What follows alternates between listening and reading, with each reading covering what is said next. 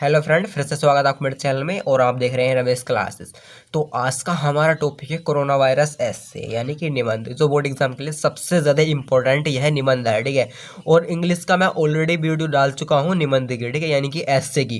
तो यदि आपने अभी तक इंग्लिश का एसे नहीं देखा है तो डिस्क्रिप्शन में लिंक मिल जाएगा, आप वहाँ से जाकर देख सकते हैं। ठीक है, तो आज हम हिंदी का निबंध देखेंगे कोरोना वायरस पर, ठीक है, जो बोर्ड एग्जाम के लिए सबसे ज़्यादा इंपॉर्टेंट है। ठीक है, आपको किस प्रकार लिखना है, बिल्कुल बहुत ही आसान शब्दों में मैंने आपके लिए लिखा है। एक बार पढ़ने के बाद आपके 100% यहाँ से याद हो जाएगा। ठीक है, याद करने वाला टॉपिक इसमें बिल्कुल नहीं है, जो आपके साथ हुआ है वही मैंने यहाँ पर घटना लिखी है। ठीक है, उसके बाद आपको याद खुद ही आ जाएगा, खुद ही आप बोर्ड एग्जाम में लिख कर आएंगे। ठीक है, तो प्लीज़ वीडियो को आगे मत बढ़ाना बिल्कुल भी, यानी बिल्कुल भी आपके समझ में नहीं आने का। ठीक है, तो चलिए वीडियो स्टार्ट करते हैं।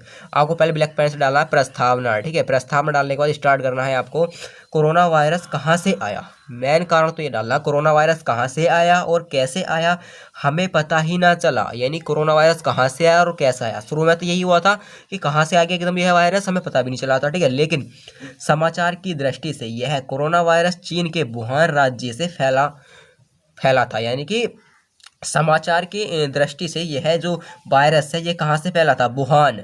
वुहान एक राज्य है, राज्य से फैला गया था या फिर फैला था। ठीक है, अब आगे देख लेते हैं कि चीन के वुहान राज्य के समुद्र खाद्य बाजार यानी कि अर्थात पशु मार्केट से निकलकर चीन के कई राज्यों में फैला। यानी कि यहाँ पर एक वुहान शहर में एक मार्केट है, पशु मार्केट। ठीक है, पशु मार्केट से यह वायरस निकला था और यह कहाँ, कुछ यानी कि चीन में ही कुछ राज्यों में फैला और देखते ही देखते इसने लाखों लोगों की जिंदगी से खिलवाड़ करना शुरू कर दिया। ठीक है, यानी कि लाखों लोगों की जिंदगी को बर्बाद कर दिया, मार दिया, और लगभग कई लाख व्यक्ति को यह पीड़ित कर गया। तब भी इसकी वैक्सीन हमारे देश में नहीं बनी थी। ठीक है, आगे देखते हैं अब 7 जनवरी 2020। इसी प्रकार आपको ब्लैक पेन से लिखना है, ठीक है, क्योंकि मोस्ट इंपॉर्टेंट पॉइंट है ये।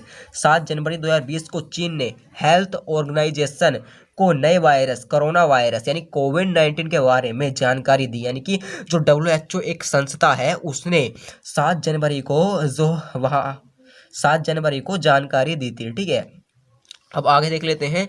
यही पॉइंट लिखना जो हमारे साथ यानी कि हो चुका है, ये सब हमारे साथ हो चुका है। कहाँ से आया ये पता है हमें, और कब फैला सब कुछ हमें पता है। ठीक है, और ये कैसे फैला ये नहीं पता था, वो आपको इस क्लियर हो गया। ठीक है, इसमें और कहाँ से आया था, वुहान शहर से आया था। ठीक है, यानी कि राज्य से आया था, तो इसमें आपको क्लियर हो गया। यही आपको लिख कर आना है, इसमें याद करने वाली की बात नहीं है। एक बार आप फेल लेना, आपके याद हो जाएगी ये वाली हेडिंग। ठीक है, और अगली हेडिंग बहुत ही इंटरेस्ट है, बहुत ही मस्त है। ठीक है, जो आपके साथ हुआ है वही मैंने इसके लिए अंदर लिखा है ताकि आपको आसानी से याद हो सके। लेते हैं यानी कोरोना वायरस कैसे फैला। ठीक है, ये आपको बताने की कोई जरूरत नहीं है, फिर भी मैं आपको पढ़कर सुना देता हूँ कि बच्चा अच्छा जानता है कि कोरोना वायरस कैसे फैला था और कैसे फैलता है। ठीक है, कोरोना वायरस संक्रमित मरीज के छींकने से, जैसे कि कोई मरीज छींक देता है, वो छींक देता है, यदि उसके पास हम खड़े होते हैं तो हमारे को भी कोरोना वायरस हो जाता है। ठीक है, इसके आसपास यानी कि आसपास खड़े होने से किसी लोग को कोरोना वायरस है, किसी व्यक्ति को कोरोना वायरस, यदि हम उसके आसपास खड़े हो जाते हैं, वह छींकता है, उससे हो जाता है, और आसपास खड़े होने से हो जाता है, यानी तेजी से फैलता है।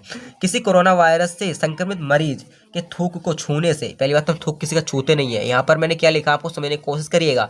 यानी कुछ व्यक्तियों में आदत होती है नोट गिनते हैं, जब वो थूक यानी थूक लगाकर नोट गिनते हैं। ठीक है, उसे खुद को नहीं पता कि मेरे थूक से किसी को कोरोना वायरस हो सकता है, यानी कि मुझे कोरोना वायरस खुद है और वो भी किसी और को कर देगा। ठीक है, वो थूक से नोट गिनता है। उसके बाद जैसे कि आप जानते हैं कि 48 घंटे तक थूक पर यानी कि नोट पर कोरोना वायरस नहीं भागता है। ठीक है, तो यानी कि नोटों के द्वारा भी कोरोना वायरस फैलता है। मेन कारण होता है वो थूक से फैलता है, नोटों से नहीं, वो थूक से फैलता है, पर नोटों पर 48 घंटे तक रहता है। ठीक है, से और फिर अपने मुंह चेहरे से, जैसे कि हम हाथों को, तो आप जानते हो अपने हाथों को मुंह चेहरे से लगाते हैं और हाथों से लगाते हैं, वहां से फैलना स्टार्ट हो जाता है। ठीक है, ये सब आपको लिखना है। ठीक है, कोरोना वायरस मनुष्य में बिना कोई लक्षण दिखाए 14 दिनों तक एक्टिव रहता है।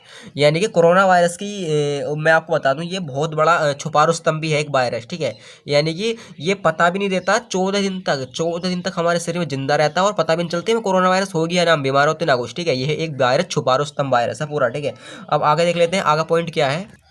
तो अब अगला पॉइंट है हमारा कोरोना वायरस के लक्षण। ठीक है, लक्षण बताने की कोई जरूरत नहीं है, फिर भी आप भुलक्कड़ हो, ठीक है, भूल गए होंगे।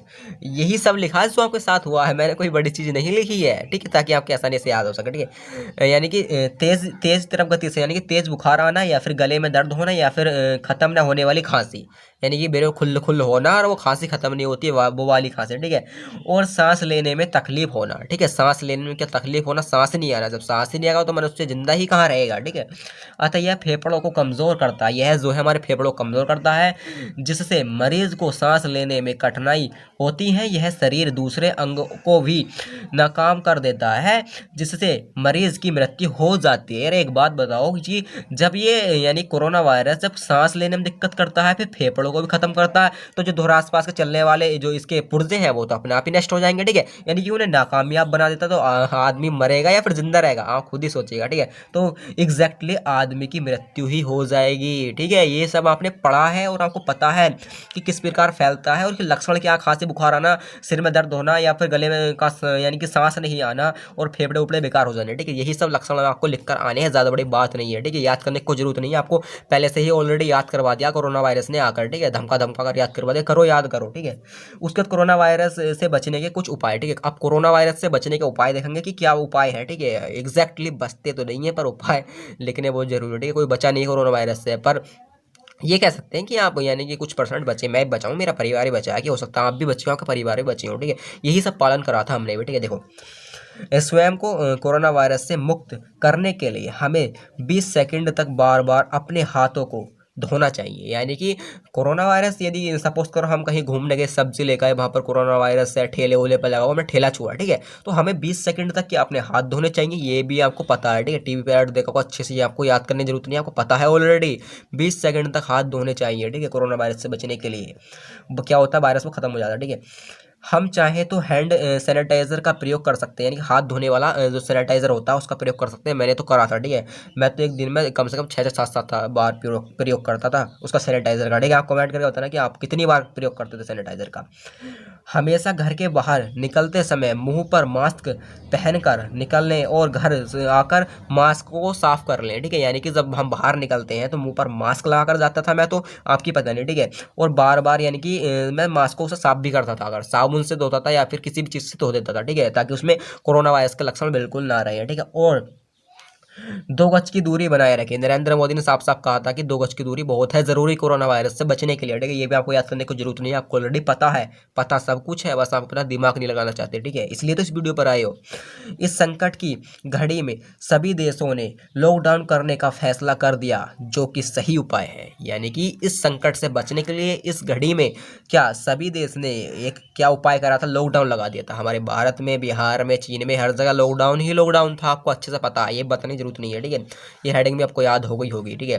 तो लॉकडाउन से ही हम बचे हैं, ठीक है। अब इसका उपसहार देख लेते हैं, आपका ज़्यादा टाइम मैं नहीं लेने का हूँ, उपसहार देख लेते हैं इसका उपसहार क्या, ठीक है। कोरोना वायरस बहुत समय तक हवा में और कपड़ों में कई घंटों तक जीवित रहता है। यानी कोरोना वायरस इतना खतरनाक, इतना मैंने आपको बताया कि बहुत ज़्यादा खतरनाक, बेवफा है, ठीक है। यानी कि बताइए, कपड़ों पर भी जिंदा रह रहा है और हमारे हाथों पर जिंदा रहता है, ठीक है। भारत की जनता को चाहिए कि वह कोरोना वायरस से निपटने के लिए सरकार द्वारा दिए गए निर्देश, यानी कि जो आदेश है उनके, से अपने एवं अपने परिवार की रक्षा करें, ठीक है। जो लॉकडाउन लगाया है उसका पालन नहीं कर रहा था बहुत व्यक्तियों ने, मैंने तो करा था, ठीक है। इसी प्रकार हम अपने परिवार को और अपने आप को बचा पाए हैं, ठीक है।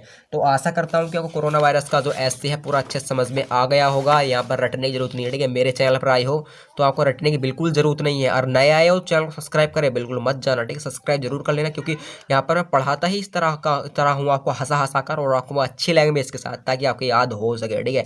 मैं यहाँ रटवाने वाला काम नहीं करता बिल्कुल भी अपने चैनल पर, आपसे साफ साफ कहता हूँ, ठीक है। वही टॉपिक लेकर आता हूँ जो मोस्ट इंपॉर्टेंट बोर्ड एग्जाम के लिए है।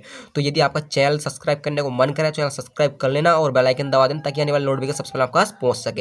यदि चैनल सब्सक्राइब कर लोगे उससे आपका ही फायदा है, ठीक है। आपको इंटरेस्टेड वीडियो मिलेंगी। तो मिलते हैं नई वीडियो के साथ और एक नए टॉपिक के साथ, तब तक के लिए जय हिंद, वंदे मातरम।